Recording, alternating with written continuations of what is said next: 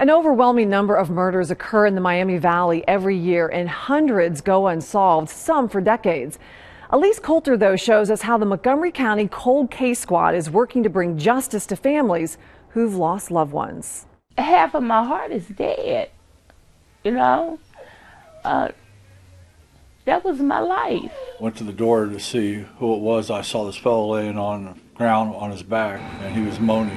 Devin Shepard shot and killed inside his girlfriend's Butler Township home in 2011. Whoever took him, it wasn't fair. 3 years later, still no suspect. A crime took place here. 24-year-old Luigi Bovenzi was brutally murdered inside his Riverside apartment. It was just a complete shock, and it was, it tore us apart. 11 years later, still no justice for his family.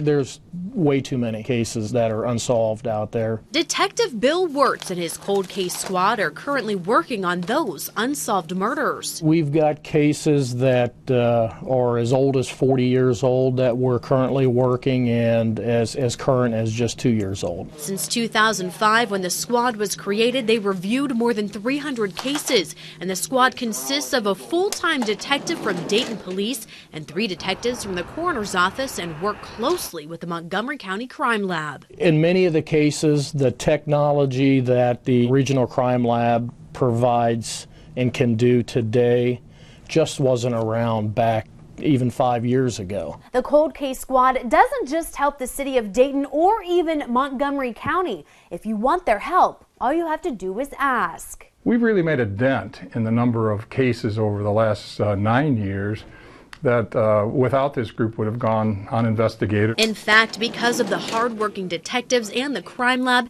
there's been justice for 20 victims and their families. It's a great feeling, it is, when the family comes to you and gives you a hug and thanks you for bringing them the closure that they've been looking for years. Closure that the squad hopes to bring to many more grieving families. We have that obligation, not only to the victim, but to the families, to make sure that someone still cares and they indeed are looking at that case. I'm happy that Cold Case is taking over because I believe they'll solve it. And I know that justice will be done. I might be dead in my grave, but I know justice will be done. Reporting in Dayton, Elise Coulter, Fox 45 News. Closure and hopefully some peace for those families. Well, the Cold Case Squad is funded through several state grants.